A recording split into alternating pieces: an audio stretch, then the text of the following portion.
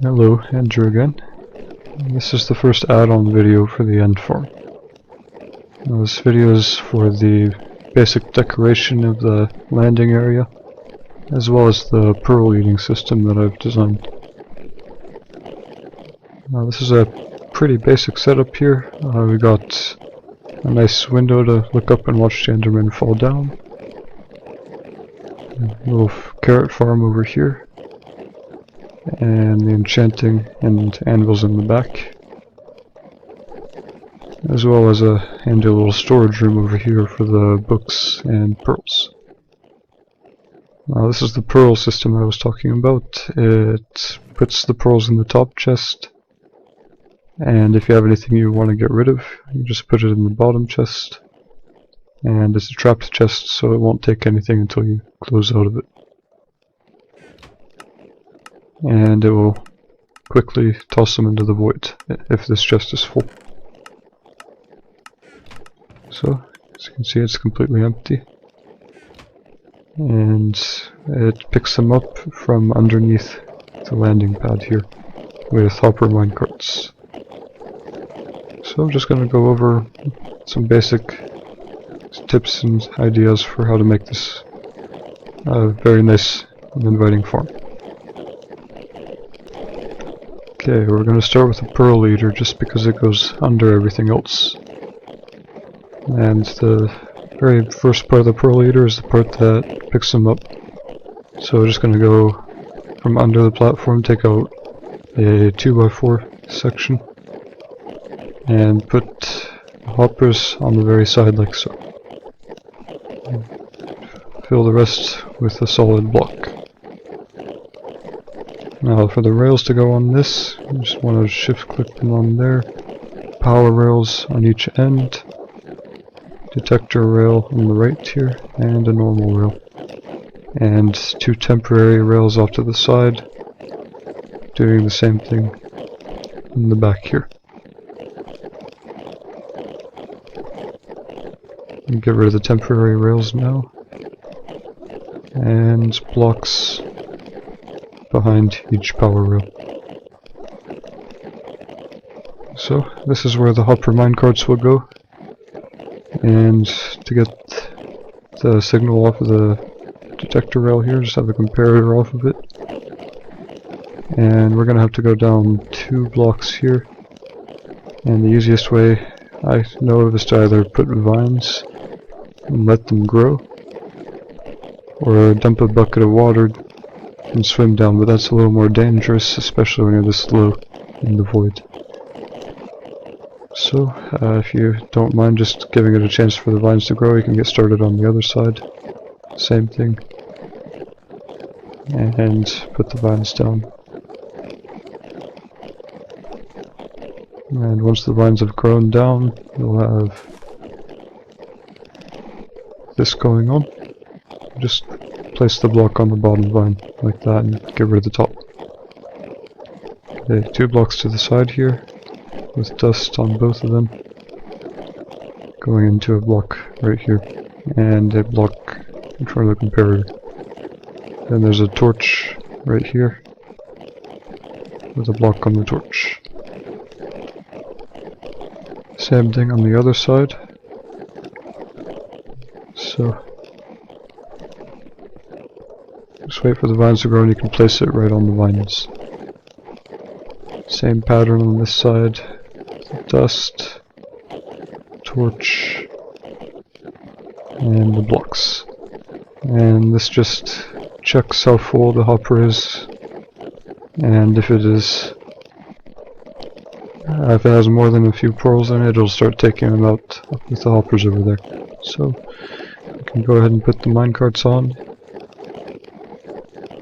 just 1 on each side, and fill the minecart with some kind of junk item that's most likely not going to get dropped here. I'm just going to use the stone bricks here.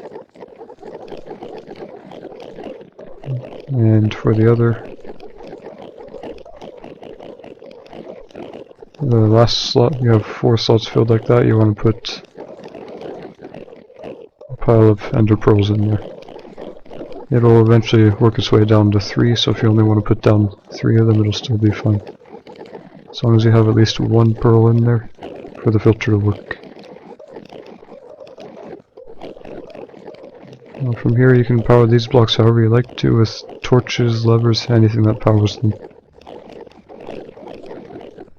And that'll start the minecarts bouncing. And with this, the majority of the ender pearls that fall will get picked up by these 2 minecarts. You can also toss pearls onto the surface here and it'll pick them up. And the nice thing about this is that it will only pick up pearls, it won't pick up anything else. And that's the whole purpose of this comparator circuit here.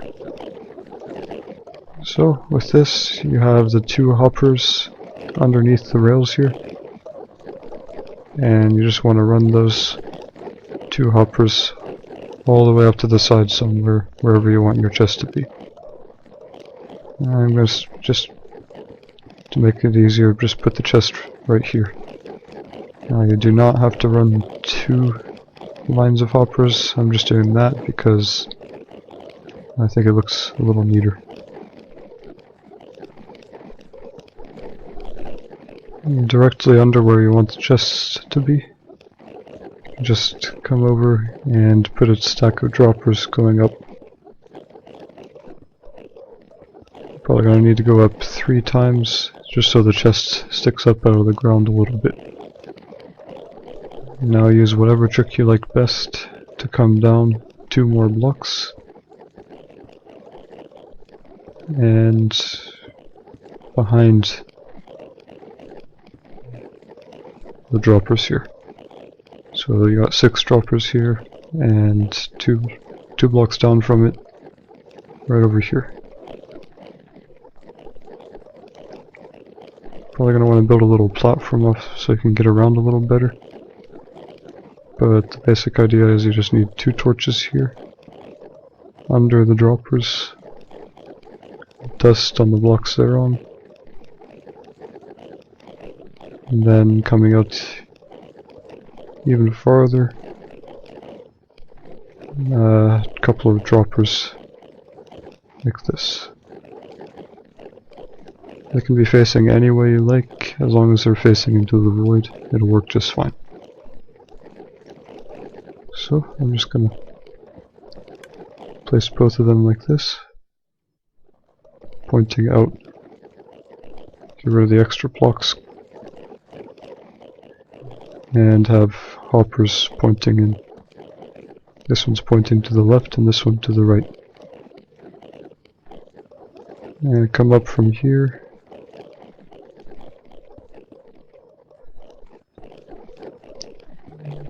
And make a little step pattern like this. Comparators here.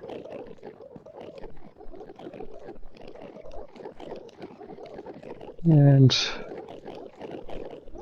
out from here. Just gonna put a couple more blocks down. Comparators on those. And then the blocks right here. Then cover up those comparators. Dust. And then coming into the clock. So you have the dust pointing into this block, then these blocks coming all the way along, right into here. Same thing on the other side.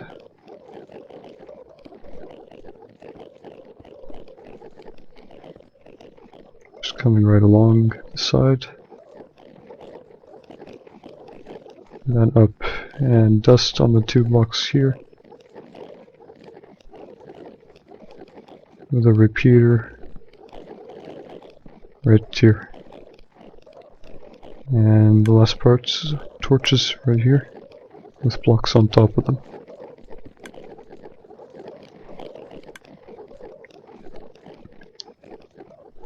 This circuit will take any items that come in and put them up into the chest, which will be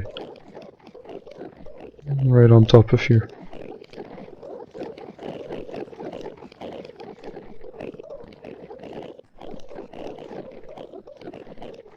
So just to give it a test, I'm gonna toss some sandstone in there.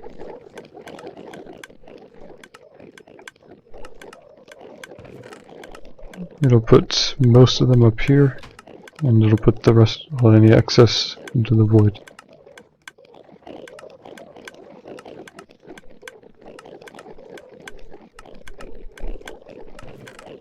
So since I put a whole stack in there, it should be just about done. We got 32 up here and 32 tossed. And that's generally alright with ender pearls because you're going to have so many of them. You're not really going to know what to do with them. So for the optional extra chest here, just have the hoppers pointing down. Trapped chest on top of them. And any items that you put into here will be fed straight into the dump system. Once you've been running this for a little while, it's going to be filled up with pearls quite good. So all of these droppers will be filled with pearls, and any items that are not pearls that try to get in will go straight to the bottom dispensers here, which will quite quickly get rid of them into the void. So it's both a disposal system and a collection system. I think it's a pretty nice design, but if you would rather just have a little bit more storage, you can always stack these droppers up higher and have it come down into a whole stack of chests. You really only need one of these clocks. I just used two because I think it looks a little neat having the double line of hoppers coming in, but you'll never really see this when it's buried under all the decorations and everything, so it's not too critical there. For the decoration, you can do just about anything you like. The main rule that you have to follow is to keep it 2.5 blocks tall or less on the inside though. Just to give you a basic idea, I'm going to build a quick little room around here. You can do any kind of floor patterns you like. It doesn't even have to be a step down. I'm just doing a step down because I happen to like it that way a little better. So just get creative with this thing and do it however you like. So I'm pretty much just copying the design from the server that I showed earlier. And it's just got a slab pattern on the floor and rooms going off from the center. I'm only going to carry it out a little bit just because it really is better if you just use your own design, I think. This is just to give you an idea of what kind of sizes you need to follow. So this is the center of the room that I had on the server. And in the roof, you're probably going to want to put solid blocks on the very bottom layer of the glass here. And that's just because whenever you log out and back in on the server, a lot of the Endermen will clip into the blocks. And at least this way, the ones that do that will end up getting killed instead of being stuck standing in your way. So from here you can just put any pattern you like in the ceiling, and as you can see it's 2.5 blocks tall. And that's why I like the slabs, because it gives you the slightly taller feel to it without actually making it tall enough for the Enderman. And I've used the slabs coming up from the sides here. And the good thing with this is that it gives you a place to put a torch. That adds a lot of nice light to the farm.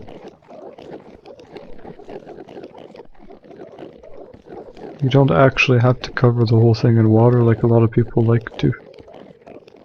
The main benefit of that is that you don't have any Endermen chasing you around on the roof. But as you might have seen on the design that I had on the server, I had some floating water blocks in the roof so that the Endermen that get stuck on the roof will end up walking into those and getting killed. All the Endermen that are stuck on the roof will be half a heart because they are the ones that teleported after falling. They cannot teleport unless they already fell because it's too far away for them. So this is just a basic pattern here. You got the torches here. And if you want the floating water, all you gotta do is take a block of ice and have a torch close to it. If you want to actually be able to take the torch out after, you just have to put the ice so that it's not directly touching the torch, and you can take the torch away. But just for this, I'm just going to put them right over the torches. They'll melt a little faster. And as soon as these melt, you have floating water. And while those are melting, I'm just going to carry this out another layer.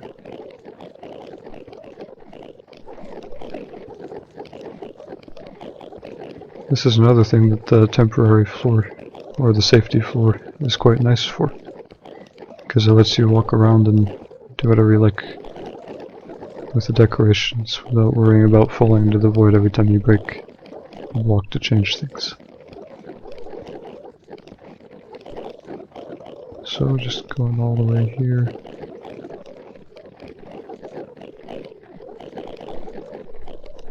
You can do the same thing with the top, just carry it out however you like. I think the glass is a nice touch because with a farm like this, it can be quite fun just to watch them come down if you're easily entertained, that is. So just have the slab pattern going in there for torches to be placed on them.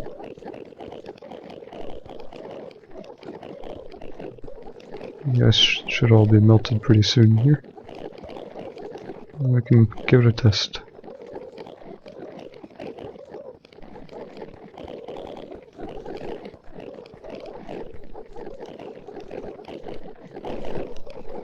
Okay, I'm back on the server here just to show a little better how the melted ice on the roof works. As soon as you get any of them aggravated, they'll teleport onto the roof to chase you. And all you gotta do is walk right over the water, right under the water, and they'll kill themselves. This is a pretty nice way to deal with them because if you just go back on the rail before you take care of them, you're gonna have them chasing you all the way up. So just some ideas to finish off the room. You can put some bars or windows or anything along the edges. And I would definitely recommend making it a little more open, because it's not very nice having cramped form.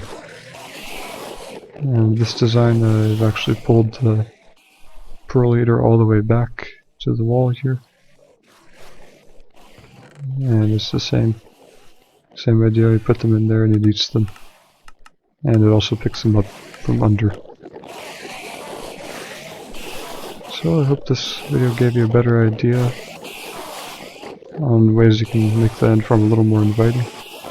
I'm not a big fan of covering the whole thing in water, especially when it's a farm like this where it's nicer just to look up. I'll put a download link for the texture pack I have here, which is the same thing as vanilla. All I did was take the middle out of the glass and use the border for the stone slabs here.